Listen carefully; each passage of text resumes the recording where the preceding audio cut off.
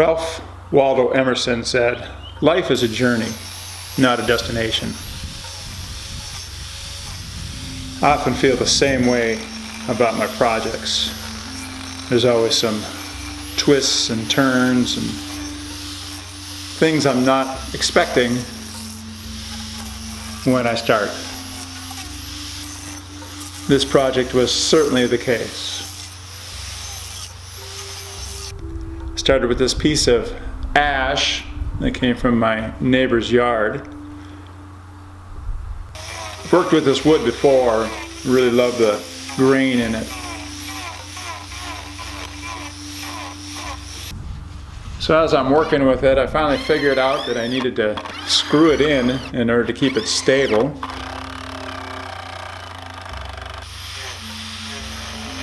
I also needed to learn how to control the turbo plane so it didn't run off on me.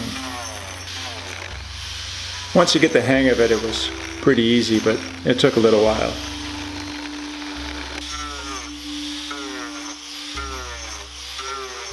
Found I had to brace it with my body and not just rely on my arm strength. As you can see, I had some trouble spots in the wood. That theme will come up again as we get into the project.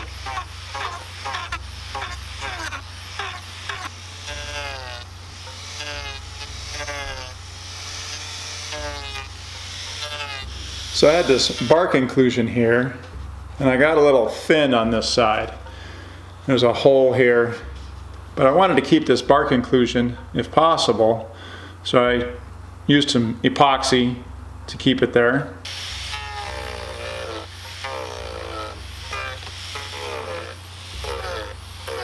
And then I had to figure out new ways to clamp it as I was carving off the parts where I had screwed through.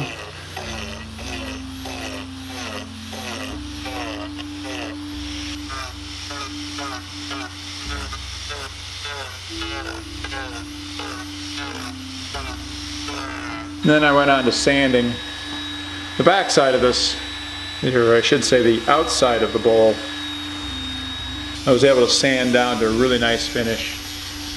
The inside was, of course, more difficult. But here's that hole again by that bark inclusion. So the first thing I tried to do to try and fix that is to put in a bow tie inlay. I've seen this done on tables, and I thought, well, we can at least try it on this bowl. Can't make it worse. But I had to carve it in with a knife since it wasn't a flat surface. And then I used files. And I just didn't get a very good fit. So again, I went to epoxy, and this time I added some coloring.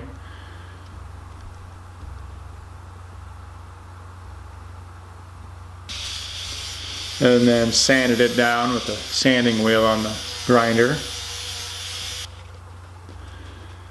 And I think I could have lived with the bow tie, but it was just still too thin there.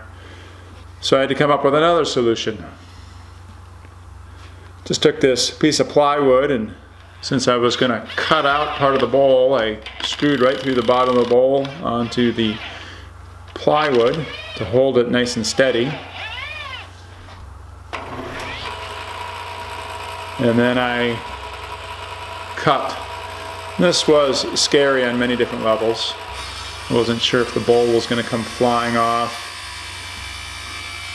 Wasn't sure if I was going to cut it straight. Didn't know if the screws were going to hold or if it was going to tip. But it all worked out in the end. It was very secure on here. So after the first cut, moved the fence over, and then I made a second cut.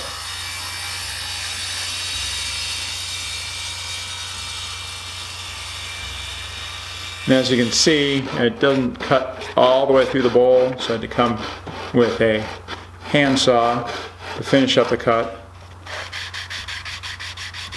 And then I glued some sandpaper onto a piece of plywood and was able to sand it flat. So I had this piece of gnarly walnut laying in the shop, and the grain runs all over the place. And this I thought was a good place to use it because I wasn't using an entire board. So after marking out where I needed it, I cut it on the bandsaw. I also had a piece of maple that I put in there as a strip in between two pieces of walnut. So I glued those up, used several clamps, let that dry, and then I used this glue called, Loctite is the brand name. It's called the go-to glue or go-to glue. I've used it before in other applications. I thought this was a good place to use it because I could just spread it on there, and then I just held it down for just a couple minutes, and then it would stay in place, and I didn't need to clamp it. And then I let that sit for an hour, and then I came back and did the other side. And I had marked carefully where I wanted it so that the bowl would still have its nice shape. Let that cure overnight, and then I was able to start carving again. Of course, I didn't have a way to screw it down because I had carved that off already, so I had to come up with different ways of keeping the workpiece still, and I had to really take it slow in order to get it to work. And then I could move to the sanding disc to finish up the job once I got close. And then I really worked on getting the outside of the bowl sanded nice. I was able to use power tools for all of that. And then I was able to use the sander for a little bit of the inside, and then I used a scraper. And this was a long process, but you get that scraper sharp and it actually works pretty well. And then moved on to some sandpaper.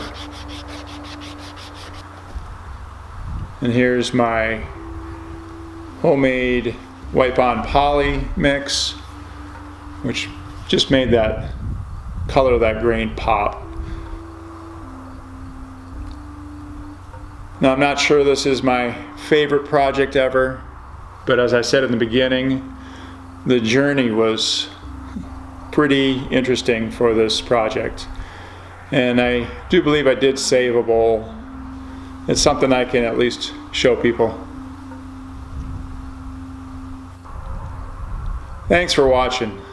I appreciate the support.